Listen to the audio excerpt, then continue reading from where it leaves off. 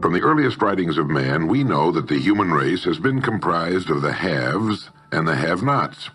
When I was a kid back during the Great Depression, I was obsessed with a desire to know what invisible something separated the haves from the have-nots, being a have-not. I wanted to know why so few managed to be well off financially in a country where success is available to everyone. For example, in checking the Statistical Abstract of the United States, published by the Bureau of the Census, I discovered, just lately, that only 10% of the men in this country, 65 years of age and older, have incomes of $6,000 or more a year. More than 80% of all men 65 or older have incomes under $4,000 a year. Only 7.6% have incomes between $7,000 and $10,000 a year, and only 3.7% have incomes of $10,000 a year or more. A man starts his working career in his 20s, often earlier. He's fortunate in that he lives in the free world. He has better than 40 years to make the grade financially in the richest country on earth. Yet, according to the statistics, only about 10 out of 100 will be financially secure by the time 65 rolls around, and only about 4 men out of 100 will be financially comfortable. Now, why? Well, let me tell you how to find out for yourself. Conduct your own survey. Start down the street in your neighborhood on any Saturday or Sunday and ask the man of every house 2 questions. The first question is, what are you doing at the present time to increase your income now? That is, how much do you want to earn?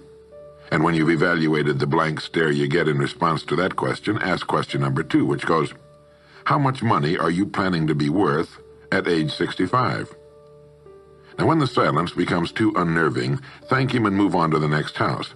Ask 50 men, 100, 1,000, until you're completely convinced that the reason men don't make more money during their working lives, and the reason men aren't financially independent by the time they're 65, is simply that they seldom, if ever, do any constructive thinking on either subject. It's that simple, unfortunately. The reason it's so easy to earn far more money than the average man earns in this country is that so very few, are going about it the right way. This is a race without enough contestants to bother about. The few who are really in the race can all be winners. Some will finish ahead of the others, but even the man who finishes last in this race will be financially secure. Most people, more than 90%, aren't even in the race. To prove it, ask yourself the 2 survey questions. Up until the time you started listening to this message, what were your plans for increasing your income? How much do you want to earn? And how much money had you decided to be worth by the time you're 65? You see, people who earn large incomes aren't lucky, and they're not crooks as those without money are so fond of pretending, nor are they endowed with more brains or talent necessarily than their friends and neighbors, nor are they privy to occult secrets, and only a very few were lucky enough to have had rich fathers or grandfathers. Most of the people earning the big incomes today started the same way you and I did, and most other people. The only difference between the men who earn big incomes and those who earn small incomes is that those earning big incomes decided to earn more. They're the people who made it their business to earn more. You see, a woman who does not think about baking an apple pie for dinner tonight will never think of looking up the recipe for apple pie. Without the decision for pie, there's no motivation for checking out the recipe. A man who does not think about driving his car to St. Louis, Missouri, or Nacogdoches, Texas, will never get road maps which show how to get to St. Louis or Nacogdoches. And a man who never decides to earn more money will never think of learning how, of looking up the rules for earning more money. You see, people do what they make up their minds to do. So get rid of the ancient superstition once and for all that people who earn big money are special people, or lucky, or get the breaks, or had money to begin with, or knew someone, or are smarter, or anything else. These are alibis. They can all be disproved 1,000 times. The reason there are so many of these alibis around is that men who fail to make the grade financially are seldom honest enough to just admit that they really didn't try and keep trying. So in order to justify their failure, in order to remain seated, they dream up and pass along these old alibis. We're all self-made, but only the successful will admit it. I once had occasion to visit Charleston, South Carolina. I'd never been there before, so I hired a taxi to drive me around the historic old town. I particularly wanted to see the battery where that famous shot was fired on Fort Sumter. Along this beautiful drive, some of Charleston's oldest and finest homes look out over the bay.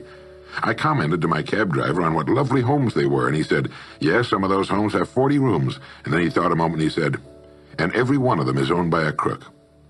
This is how the have-nots justify themselves and their lot in life. I didn't say anything because I didn't feel I was entitled to advise him or try to straighten out his thinking.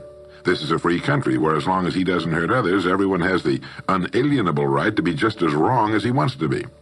As Thomas R. Lounsbury, the American scholar and educator, put it, we must view with profound respect the infinite capacity of the human mind to resist the inroads of useful knowledge. My taxi driver and men and women like him all over the world have been kidding themselves and holding themselves down and refusing the bounty and abundance of the world for centuries. Knowledge is available to everyone. We can either listen to those qualified to teach us, or we can go along with those ancient stumbling blocks we get from people who don't know any more than we do. The truth, incidentally, about those homes along that beautiful drive is that they were built by the men and women who made the largest contribution to the city of Charleston. In just a moment, I'm going to give you the formula for getting rich, but before I do, I want to remind you of something. Before a jet pilot begins his takeoff from an airport, he carefully goes over a checklist, item by item. He does this not only because it's required by law, but because he cannot afford to trust so important a job to his memory alone. He has another checklist that he goes over just as carefully before he begins his letdown at his destination. He does this without fail every time he takes off and every time he lands. Well, I think living successfully is as important as flying an airplane. And because of this, I think each of us needs a checklist too. And that's why there's one included with this cassette. We need a checklist to go over item by item before we take off in the morning and before we drop off to sleep every night. So I want to recommend that you affix the checklist to your bathroom mirror. Stare at it as you brush your teeth in the morning and stare at it again as you prepare for bed at night. Go over each item, and as you do, think of what each item represents. Now here's number one. It's the formula for getting rich. It also explains why you're in your present position, whether you're earning $6,000 a year or $16,000 or $60,000 or $600,000. It applies to every adult, whether he's employed or unemployed. It applies to the richest man and to the poorest, and every person in between. And here it is. Our rewards in life will always be in exact proportion to our contribution, our service. Now that's what the formula means as the first item on your checklist. Memorize it.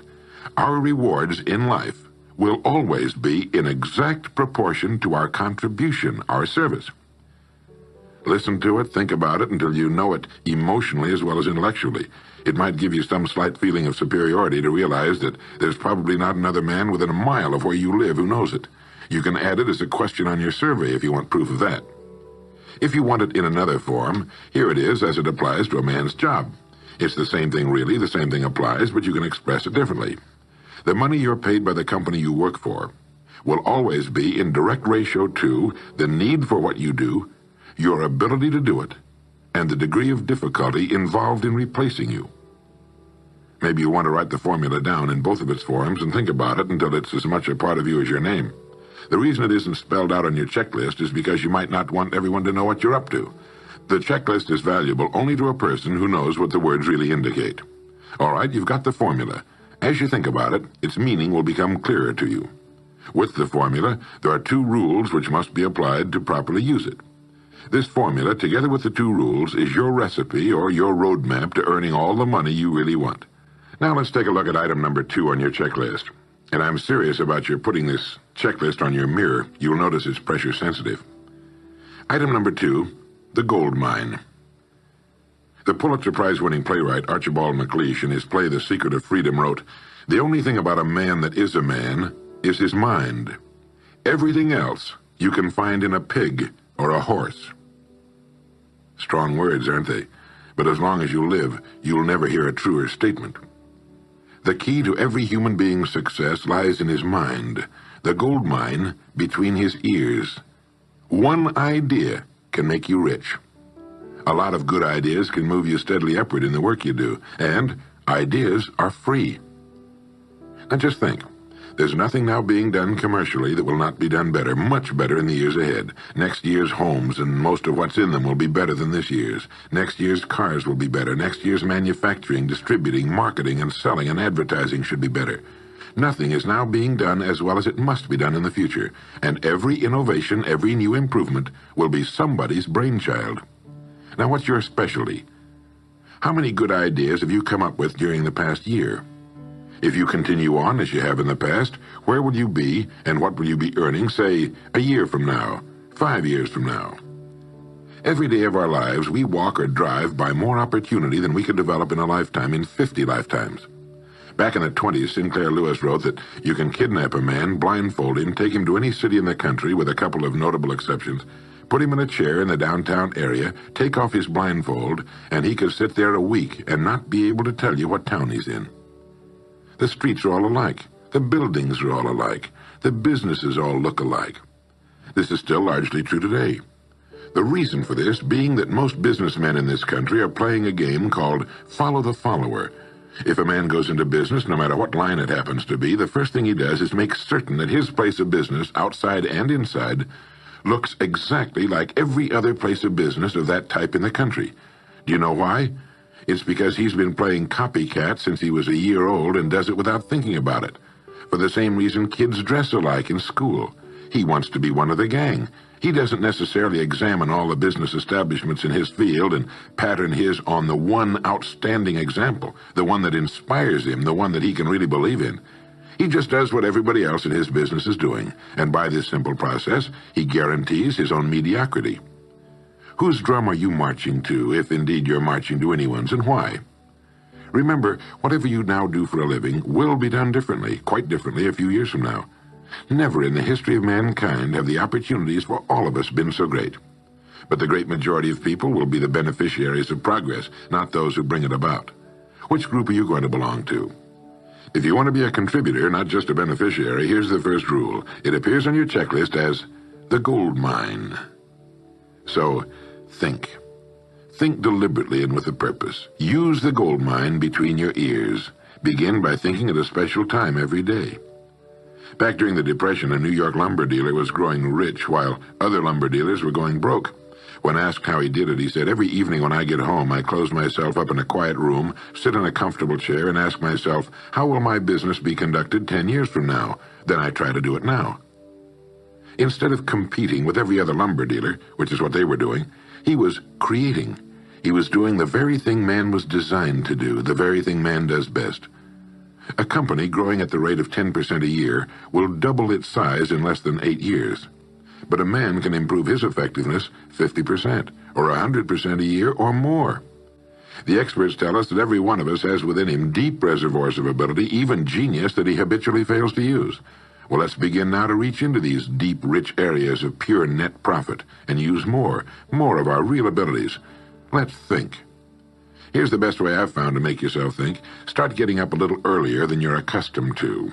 Right off the bat, this gives you extra time that 95% of the men in this country are not using at all. 1 hour earlier a day gives you 6.5 extra 40-hour weeks a year. But at this time in the morning, take a refreshing shower, dress, get yourself a fresh, hot cup of coffee if you're a coffee man, and then sit down to a clean sheet of paper. At the top of the paper, write your financial goal. Now, this is the amount of money per year you intend to earn soon. Incidentally, you might like to keep this to yourself, too. It's nobody's business but yours. Then, start to think. Think about your goal and what it'll mean to you and your family. Then see how many ideas you can come up with to help you reach that goal. Ideas to improve what you now do for a living. Ways of increasing your contribution to match your income goal. You know, jobs don't have futures. People do. No matter what line of work you may be in, there is within it more than enough opportunity to last a lifetime. You don't have to think of brand new ideas or revolutionary new ways of doing things, although you well might come up with some. Think of ways of improving what is now being done. If you're to increase your income by the amount you specified, you must find ways of increasing your contribution, your service. And the key to this is to be found in your mind, in that gold mine between your ears. Try for 5 ideas every morning and write them down, and save those sheets of paper in a special idea file. Many, perhaps most of your ideas will be worthless, but some of them will be very good. A few will be excellent, and every once in a while you will come up with something really outstanding. You see, 5 ideas a day is 25 a week if you don't think on weekends. Now that's more than 1,000 ideas a year. One idea can get you to that income you're shooting for. The law of averages swings so far in your favor you just can't miss. Try to develop a sense of expectancy. That is, try to hold the feeling that the goal you're shooting for is a sure thing, and that it's only a matter of time before it's realized. You know, Henry Ford didn't start making cars until he was 45. A friend of mine started a new company at 65. He's still going strong, and his new company has sales of better than $300 million a year. It's almost never too late. Try not to think of things outside of your own line of work or whatever it is you're most interested in. To think well and profitably, you must discipline your thinking. Keep it on course, controlled, keep it in one field, specialize. Now for the final item on your checklist. It appears as the word. And the word is attitude. Attitude has been called the most important word in the language. William James put it this way. He said, "The greatest discovery of my generation is that human beings can alter their lives by altering their attitudes of mind." Now, this is something to think about. Can alter their lives by altering their attitudes of mind. It's another way of saying we become what we think about. Look at it this way. Your total environment, if you've been an adult for any appreciable period of time, your total environment is a reflection of you as a person. The house and the neighborhood in which you live, the car you drive, the clothes you wear, the job you do, the people with whom you regularly associate. Your total environment is an exact and merciless mirror of you as a human being. Now, if you feel your environment can stand some improvement, you have only to improve your attitude, and your world will gradually change to reflect the changing person. Here's how to change your attitude. Beginning now, begin to act as would the person you most want to become. Now that is, if you were already in possession of the goal you're shooting for, how would you conduct yourself in all of your affairs? Well, do it now, and tomorrow, and the next day. Begin now to act the part of the person you most want to become, and you'll end by becoming that person. Subtly, in little ways, in the way you dress, in the way you talk, in the unfailing courtesy you show to every person with whom you come in contact, begin to act the part of the person who has already achieved that which you're shooting for. The German philosopher Goethe gave us the secret when he said, before you can do something, you must first be something. When you behave like the person you most want to become, the things that person would have will tend to come to you. It's simply cause and effect. Don't be in too big a hurry. It takes longer to build a skyscraper than a chicken coop. Build slowly, steadily, and well. Then when you make it, you'll keep it. You'll stay on top. Always be suspicious of the so-called get-rich-quick scheme or sudden success. Never forget that word, attitude. It's your attitude toward the people with whom you come in contact that will determine their attitudes toward you. The person with a great attitude toward life and the world is the person other people call lucky. He's not lucky. He's just using our old friend, cause and effect. His causes are excellent, and his effects have to be just as good. Well, that's it. 3 things to remember. 3 things to practice every day. If you spent 16 hours a day, 7 days a week, practicing your golf swing, in a relatively short time, you'd have a grooved, beautiful swing like the pros. So practice your new attitude every day, every waking hour. Practice thinking a few minutes every morning, and you'll find yourself thinking all day long. And remember the formula. Our rewards in life will always be in exact proportion to our contribution, our service. Go over the ideas in this message every day until they're as much a part of you as your name and your temporary address. You'll notice that each time you listen, you'll hear something new. You'll get a new idea you failed to get before. This is Earl Nightingale, and thank you.